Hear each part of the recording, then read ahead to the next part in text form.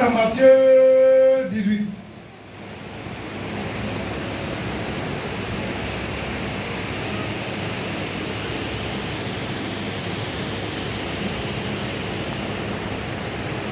Matthieu 18, verset 3. Je fais la lecture. Je vous le dis en vérité, si vous ne vous convertissez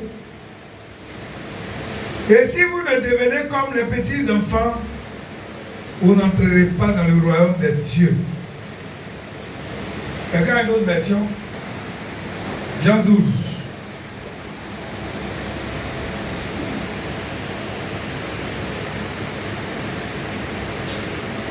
Jean 12, verset 39 à 40.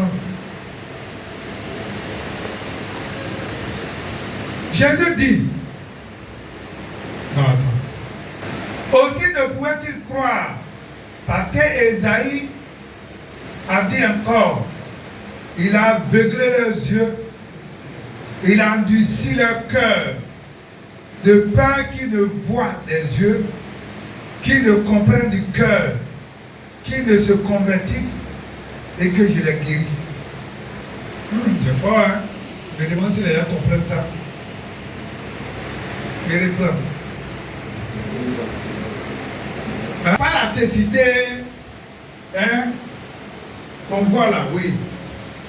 Il a fermé leur intelligence. De cette façon, leurs yeux ne peuvent pas voir, leur intelligence ne peut pas comprendre. Ils ne peuvent pas se retourner vers Dieu. Alors Dieu ne peut pas les guérir. Converti.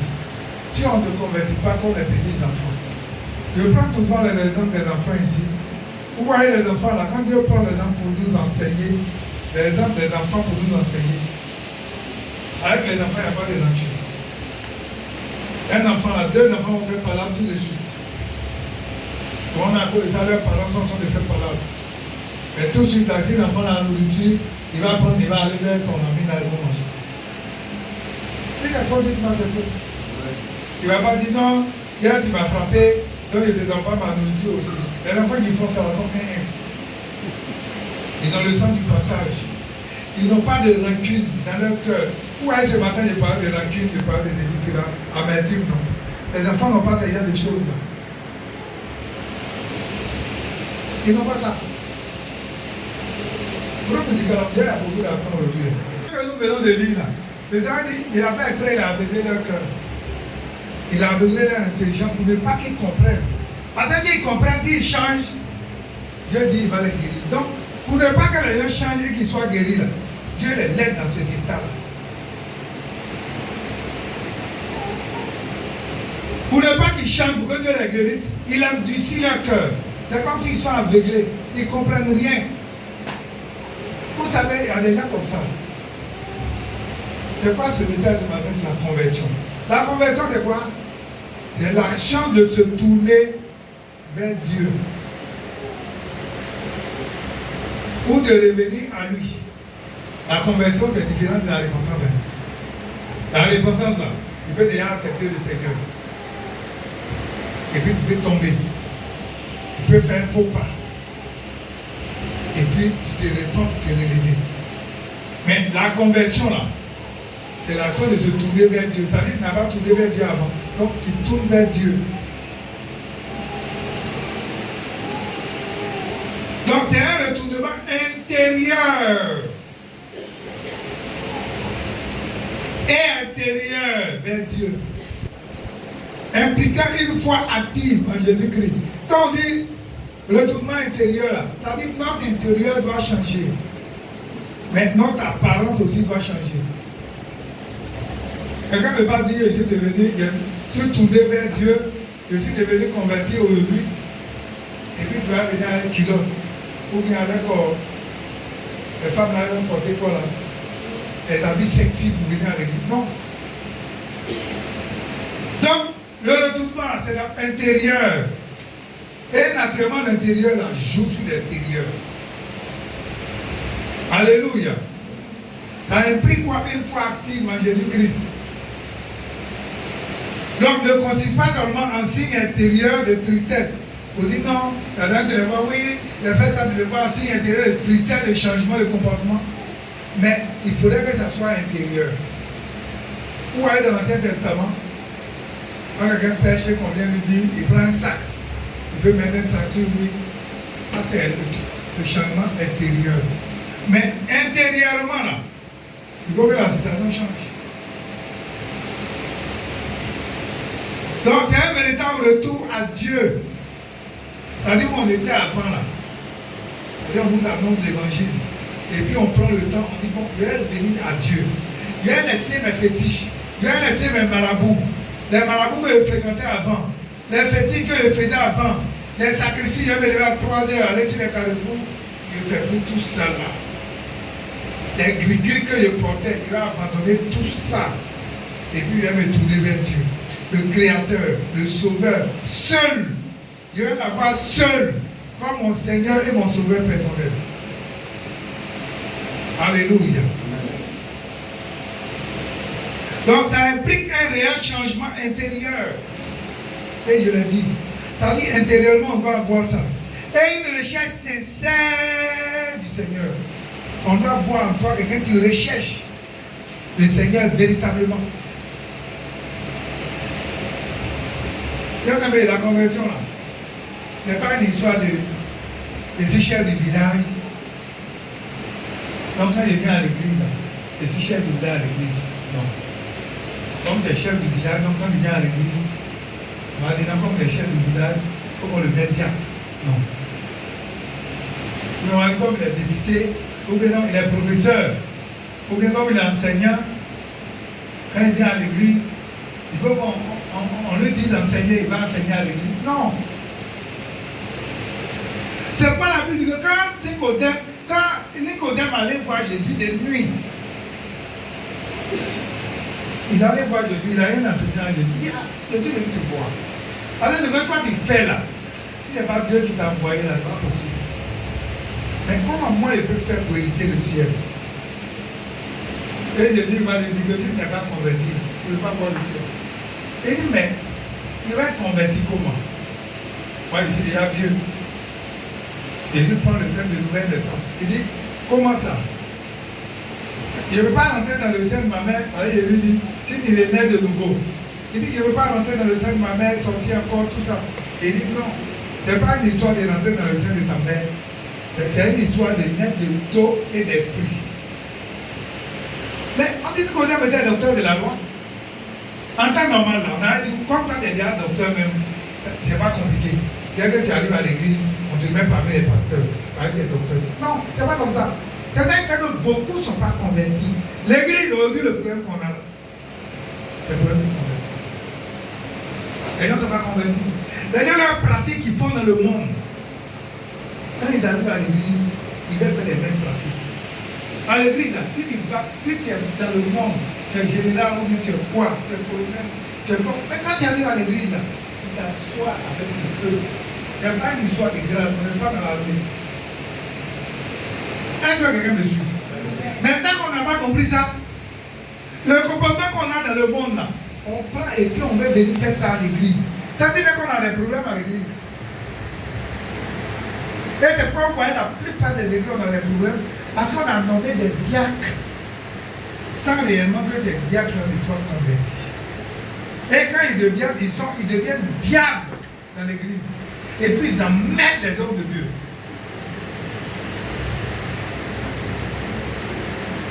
Bien aimé, c'est pas que je m'a parlé de conversion. Alors quand il prie, il dit le véritable problème dans l'église, c'est la conversion. On a deux problèmes ici. Conversion et puis le temps. Le terrain qu'on doit avoir le temps. Moi d'ici février, si on n'a pas eu. Vous voyez par exemple les hommes de Ninive. C'était un peu païen. Jonas 3, 7 à 10. Dieu dit, je vais détruire Ninive.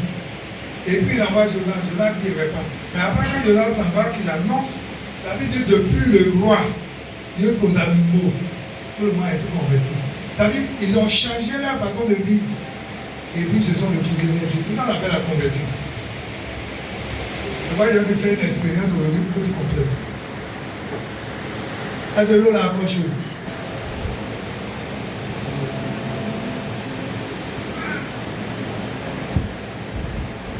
Voilà, quand on quitte dans le monde qu'on vient là, c'est comme ça, on fait pareil. Voilà, deux pareils qui sont là. Maintenant, vous allez voir que c'est capable de tourner vers Dieu. Quand je tourne vers Dieu, et je dis, bon, moi, je me tourne vers Dieu. Quand dans l'exemple de Dieu, tu me tournes vers Dieu, Dieu envoie son esprit en toi. Je vous montre toutes ces choses-là. Pour que vous compreniez quelque chose. Ça veut dire que quelqu'un n'est pas converti là. Tu as un problème. Mais une fois que tu dis que tu es converti aussi, il y a beaucoup de choses qui changent dans ton comportement. C'est quoi? Dis-moi que tu es chef du village. Quand tu arrives à l'église là, à l'église tu n'as plus le titre. On va t'appeler chef. On va te l'honorer, la vie d'honorer l'autorité. On va te mettre quelque part les choses. Mais tu ne veux pas imposer des choses dans l'église. Tu ne veux pas donner des ordres dans l'église. Non. Regardez sur moi. Il y a un qui est tourné vers le Seigneur. Vous allez voir moi, il va devenir. Ça ne va pas à l'autre. Je veux dire qu'en réalité, tu es comme ça. Jusqu'à Dieu te tourne vers Dieu. C'est pas la Bible dit dans le tome 34, verset 6. Lorsqu'on tourne les regards vers lui, on est rayonnant de joie. Le visage de ce tout le monde. Ça veut dire qu'il était dans les fétiches et puis il dit, moi je viens au Seigneur. Quand il vient, la chose change. Oui. Voilà. Quelqu'un pense qu'il va venir prendre ça pour pouvoir traiter. Regardez simplement. Vous devez le voir, non? Hein? Amen. Amen. Lui, il a été converti. Lui, il n'est pas encore converti. Lui, il a été converti. Allez, le Saint-Esprit est venu en lui. Donc, désormais, il dit que leur cœur, dans Jean 12, là, il dit pour ne pas que leur cœur voit. Et que je ne les guérisse. Parce que si lui là, le Saint-Esprit est resté à lui, qu'il se laisse réellement conduire par le Saint-Esprit, sa vie change. Sa vie va changer. Dieu va faire beaucoup de choses pour lui. Par rapport à lui, lui là, il est encore dans les fétiches. Il est encore dans le monde. Donc lui là, s'il vient là, il ne va pas venir pour dire, moi je suis chef du village. Donc je suis venu ici là. Trouver un fauteuil, il aime asseoir dedans. Où il est arrivé là, où on l'a fait asseoir. Si c'est dans l'église, il y a des bancs. Il dit, on va s'asseoir sur le banc. Alors le véritable problème de l'église. Vous voyez donc, on ne veut pas devenir comme ça. On veut rester comme ça dans l'église. Voilà pourquoi on a un problème. Si quelqu'un est venu, il a fait un petit don à l'église, c'est fini. Il est pareil. Et puis il va s'imposer dans l'église. Il ne veut pas être converti. C'est pourquoi vous me voyez, moi où je suis là. Vous allez me voir dans le monde, il a fait un nom, on va payer tant, donner tant, on va faire. Parce qu'une fois les gens ont donné quelque chose à l'église, il va te commander. C'est-à-dire qu'ils vont t'imposer tout ce que tu vas faire. Voilà que. Le Saint-Esprit est resté en lui. Donc maintenant, il va mener la vie maintenant, la vie chrétienne. Il va rechercher constamment Dieu. Il ne va pas rester à côté, moi je suis converti, et puis, mais il va rechercher dans la méditation de la parole. Là, chaque fois qu'il va découvrir des choses, il va conformer sa vie à ça. Un peu, un peu. Et puis le Seigneur aussi va voir qu'il est agréable, et puis il va l'utiliser à faire des choses. C'est pourquoi si quelqu'un qui vient te donner au Seigneur là, tout de suite là, tu peux aller prier pour quelqu'un, tu vas chasser les démons. Ça va. On n'a pas dit comme les pasteurs. On dit vous chasserez les démons. Voilà lui, il peut chasser les démons. Premier jour, comme ça. Vous comprenez? Tant qu'on n'a pas fait cette expérience-là, bien sûr, on a un problème. C'est quand vous voyez les gens vont dans les églises, ils veulent s'imposer. Moi-même, il m'a dit ici, là, je prends les enseignements. Yves s'est converti. Regardez, il y a un roi qu'on appelle Josias. Dans 2 rois, on va lire. Quelqu'un veut planter la boire, il n'y a pas de soupe.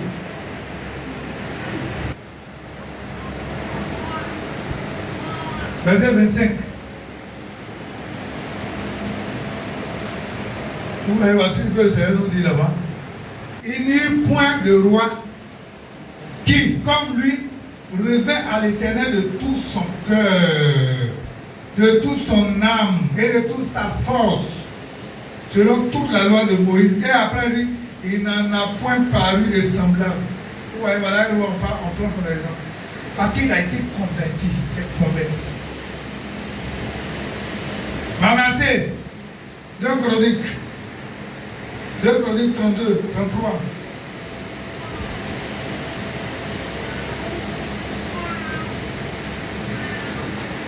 Donc 2 Chroniques 33, si on lit le verset 12. On dit là qu'il fut dans la détresse, il implora l'Éternel son Dieu et il s'humilia profondément devant Dieu, le Dieu de ses pères. Voilà un roi, vous connaissez son histoire, Manassé. On dit qu'il ne répétait rien. Jusqu'à ce qu'on le prenne, on parle de main dans les fers. On dit c'est ça, il va s'humilier profondément, il va détourner vers Dieu. Alléluia. Bien aimé, c'est la conversion. Voilà, je vous dis une chose, si quelqu'un est converti, même si quelqu'un est converti, il a quand même dit, tu vas arrêter, allez. Moi, souvent, un qui m'appelle, ah, mon colonel, ah, mais vous êtes simple. Je dis, mais vous voulez que je sois comment?